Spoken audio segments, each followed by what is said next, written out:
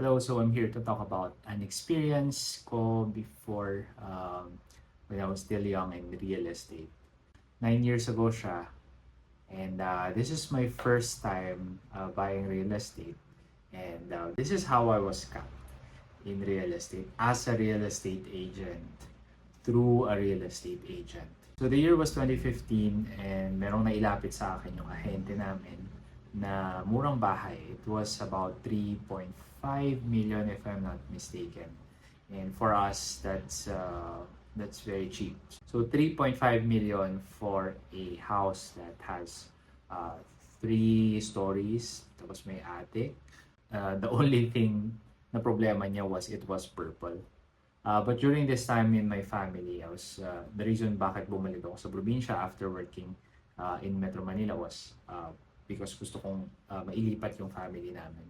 Mailipat yung bahay ng family. So, syempre, after siguro mga 2 years na akong nag-real estate and then kumikita naman kahit paano. So, I was thinking of looking for a house para sa amin, sa family ko, sa parents ko, sa mga kapatid ko. At that time, I had a protege na ngayon he's doing well, definitely. But at then, both kami, hindi kami marunong masyado sa real estate. We were just selling project development. So, hindi natin masyadong gamay yung yung processing ng title, paano mag-due diligence, no? So, paano mag-research ng property. So, that time, nilapit niya sa akin itong property na to and I was like, trustworthy naman yung person na ito. It's just that nabulag talaga ako dun sa amount kung gaano kaganda yung deal. So the owner seems to have financial problems and that's the reason why they're selling the house. Tapos at that time, I remember even na parang nung nilapit sa akin, pinuntahan ko agad yung property na to. And then, yun, nagtanong agad siya ng reservation, which was just 50,000. At that time, the reservation was good for a month and then at least doon na ako gagawa ng due diligence. Yun yung inisip ko.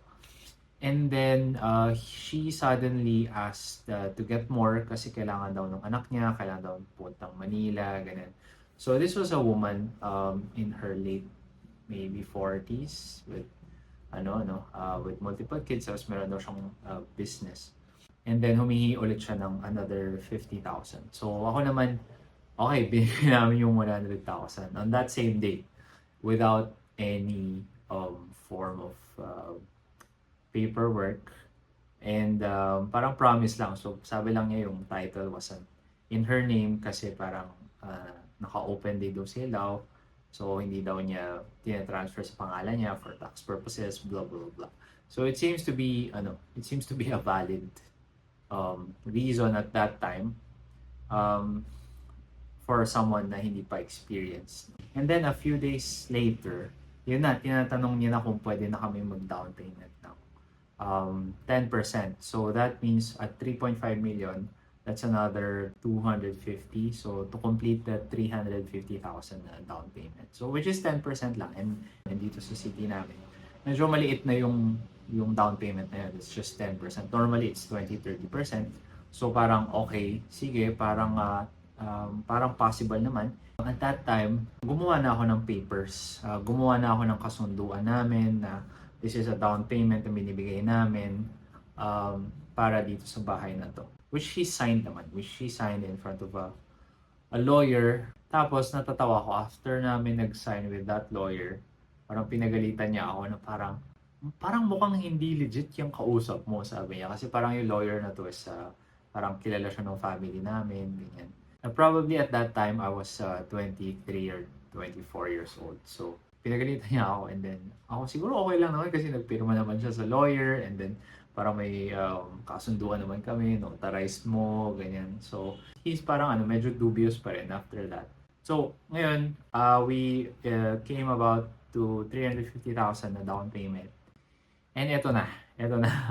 Nung magbabayad na kami nung balanse. That came to around 3.1 million something. Tapos, syempre, tinanong ko na yung title. Tapos, parang yung sinasabi niya sa akin was, the title is not with her daw. Meron daw siyang pinag-uutangan. So, ngayon yung pinag-uutangan na yun, nasa kanya daw yung titulo. So, sabi ko, okay, sige, magkano yung utang mo doon sa person na to? So, okay, sinabi niya naman, it's around 1.5 million or something about 1 million. Sabihin na natin 1 million. And then, sabi ko, sige, ganito ang gagawin natin. 1 million, bibigyan namin sa kanya. The rest, bibigyan namin sa'yo. Pero, tatlo tayo, magkakaliwaan tayo nung title. Title, payment namin, and then syempre yung payment natin dun sa pinag-utangan nyo, and payment mo.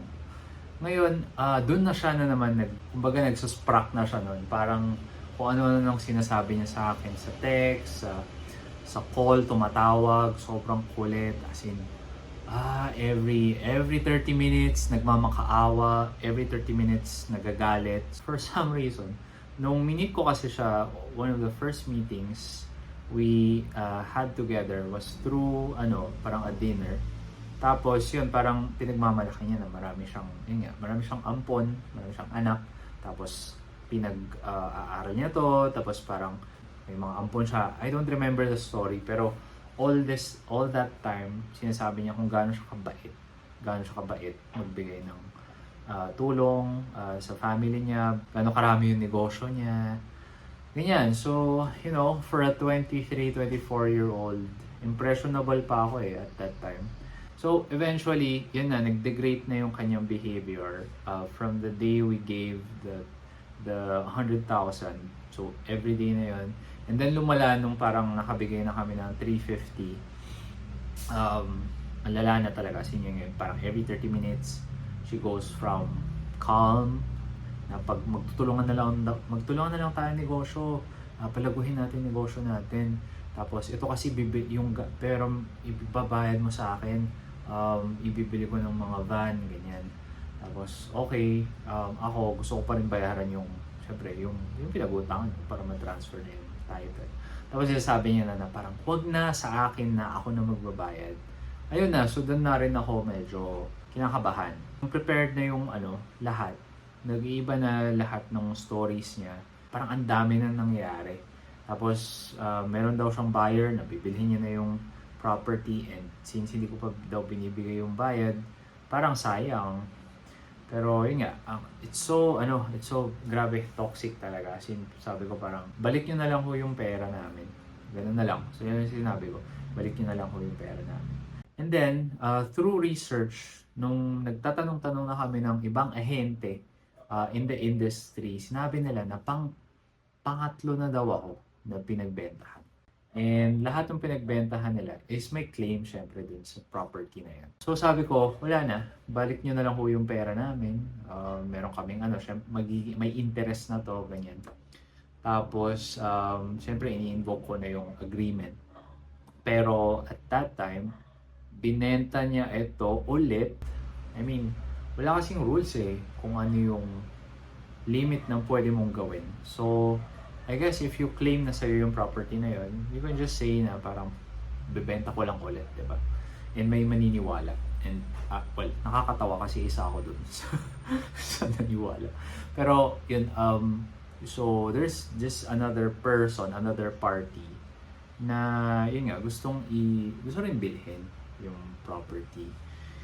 And at this point, this person is actually well known ngayon sa amin, pero hindi ko na sasabihin yung name, na nanggagancho rin. Kumbaga, nanglalamang rin siya. So, ang nangyari, this person,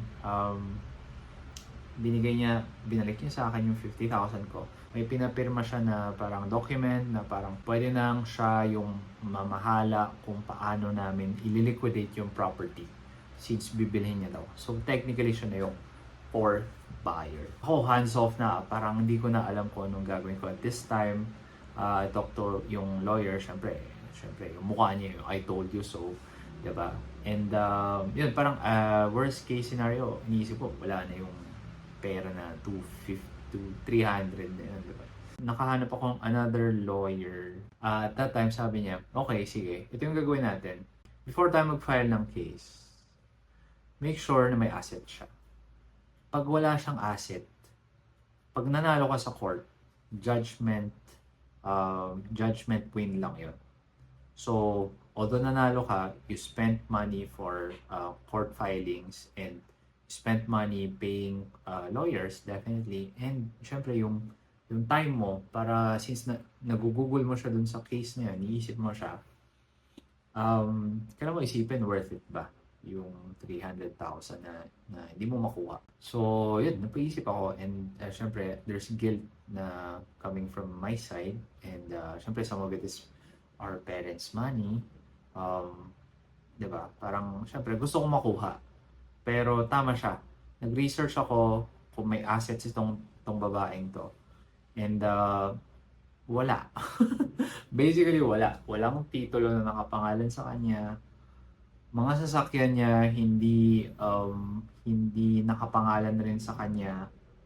Yung mga negosyo na sinasabi niya, negosyo niya, walang paper trail, wala. So, wala. As in, zero.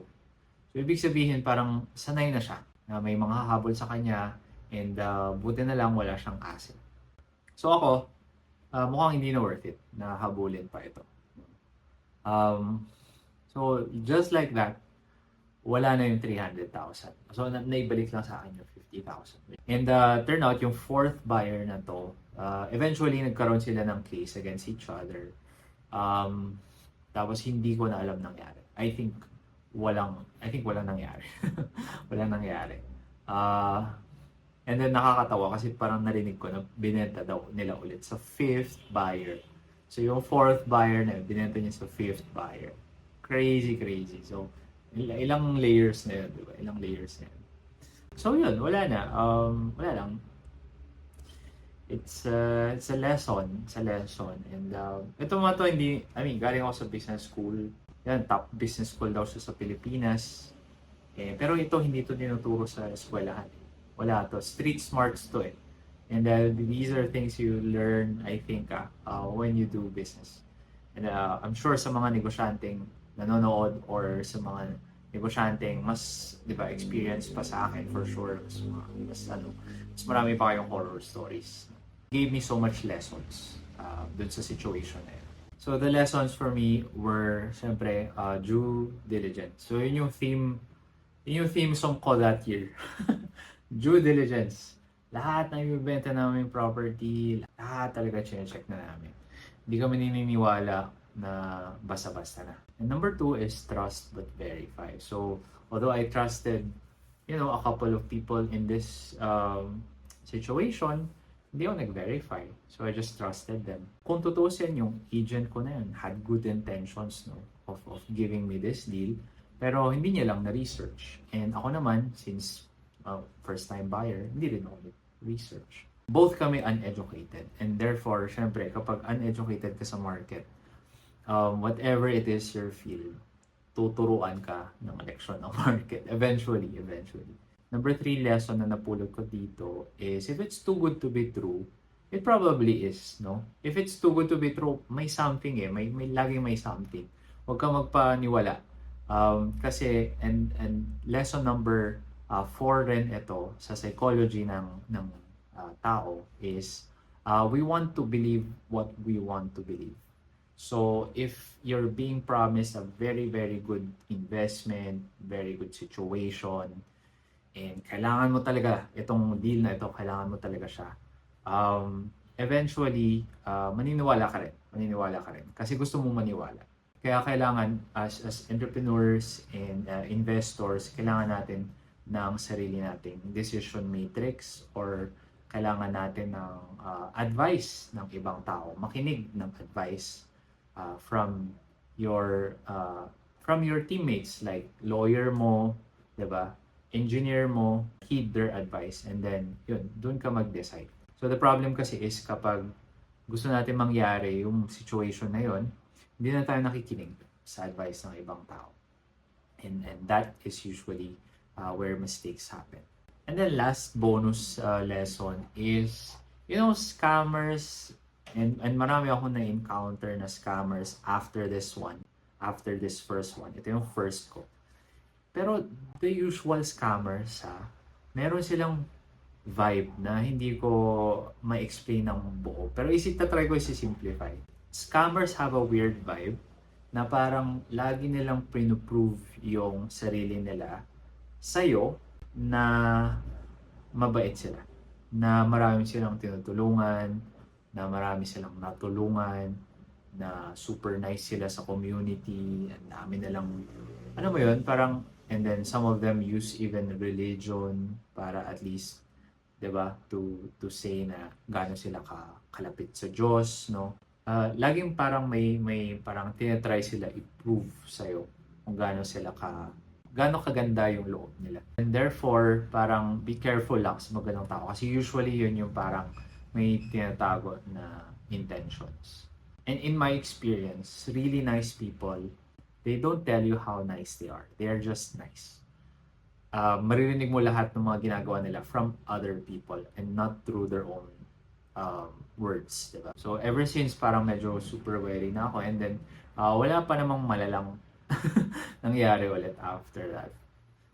Pero thankful rin ako kasi parang looking back at it, even though that was 10 years ago, ang laki na ng that 300,000 is not a big deal now and I'm thankful for that. Thankful with my team and the industry and syempre sa sarili ko dahil nagawan ko ng paraan na parang hindi siya ganun naiisipin ngayon. That's just part of it. Parang maliit na lang na siya na bagay ngayon. Pero yeah, looking back at it, really good experience. Ang dami kong natutunan. Definitely hindi yun nasa libro. Definitely hindi siya matuturo sa seminars. And ang kulit ko rin siguro ng bata ko. Sobrang focus ko lang rin kasi siguro to making that deal happen na parang sa tingin ko kontrolado ko lahat ng situations. So bonus story kasi 2020. So this was around the pandemic. Lumipat kami ng office, this office actually. And may lumapit sa akin na ahente na nagpapatulong sa situation. So may gusto siyang ibentang property na malapit sa amin. Kapitbahay lang namin actually. Lalakarin lang namin. And kunento niya yung story ng there's this one lady daw na nag-rent nung kanilang bahay. Well, technically bahay nung parang amo nila. Na ni-rent yung bahay para daw i-try muna bago nila bilhin. So, nirent nila yung bahay for about, I think, 6 months. So, 6 months nilang nirent. Yung first 2 months lang yung binayaran nila. And then, hindi na nila binayaran the rest. Tapos, syempre, nung pinapaalis na sila, and tinatanong kung bibilhin nyo ba talaga tong property na to, ayun, lagi lang sila nagde-delay, lagi lang silang nag-excuse.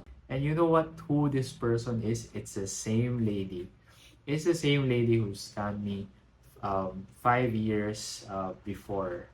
Ang sama pa doon, lahat daw lang ng damit ng may-ari na mamahalin, some of them nasa closet na nakalock. In-unlock daw nila, ewan kung paano, binolt cutter siguro, tapos ginamit nila as rugs. Hindi rin sila nagbayad ng city services such as tubig, hindi sila nagbayad ng electricity. Tapos, nakakatawa kasi umutang pa itong person na ito sa buong barangay, kasama yung kapitan. Umutang siya, guess what, how much rent? 350,000 pesos. So, lahat kami doon, merong balance na 300. Another instance, I heard na parang bumili daw siya ng sasakyan. Nakita ko lang sa Facebook ito na pinost. Sinend lang sa akin ng kaibigan ko. Sabi niya, bro, di ba ito yung nag-scam sa'yo? Tapos yun nga, this person was being reported by another person na nagbebenta naman ng sasakyan. Sabi niya daw, bibili niya yung sasakyan pero kung pwede daw, reserve muna siya tapos i-drive niya for 3 days. Tapos yun, nawala na. Hindi na nila mahanap kung nasan siya. Grabe talaga. As in, ewan ko bakit yung mga ganitong tao parang umaabot sa point na parang 10 years down the road nakakapag-scam pa rin, di ba? I'm not sure ngayon. I'm not sure. I don't, wala na siya sa utak ko kasi parang part na lang siya ng experience ko na natuto ko ng maraming lessons. And that's just a short story. Daming drama at that time. I thought na parang guguho na yung mundo ko. because yun nga, parang na-scam ako, and then I used my money, my parents' money rin. It's a lesson that I always remember whenever I buy a property. So, ang dami ko ng checklist ngayon. Pag bumibili akong property ngayon, isang buong page ng checklist, may survey pa. And that's for another, siguro, episode. Going through some stuff right now. Currently, patapos naman na siya. I'm also thankful for other YouTubers in the US na may mindset. It was Alex Hormozy who said, what story will you tell about this moment 5 years from now? So it gives you that perspective na parang, oh nga, no, this moment, maybe it could be parang sobrang lala, but 5 years from now, if you're doing your job well, if you're, honest in your work, it will just be a chapter in your book. It will just be a bunch of lessons that you use 5 years from now, because you are dealing with much more bigger problems, and hindi ka na masyadong nararattle. So, yun, rattle talaga ako. Shake, rattle, and roll ang nangyari that time for me. Pero yun, wala lang. I'm just thankful in a way. No? Thankful, and the lesson there definitely hurt me, pero at the same time taught me so much about business, about dealing with people. Yun yung parang kickstarter ko sa pag-negotiate, pag-usap, pag-due diligence. And yun. So I hope you like this episode. It's gabi na ngayon sa office, and wala, napaisip ko lang na naalala ko lang yung situation. So if you like this episode, subscribe lang kayo. I'm not selling anything. I'm just sharing my experience as a real estate investor and developer who started from scratch. No, wala talaga kami dun. So maybe I'm gonna share lessons from time to time na random lang. So I hope you enjoy.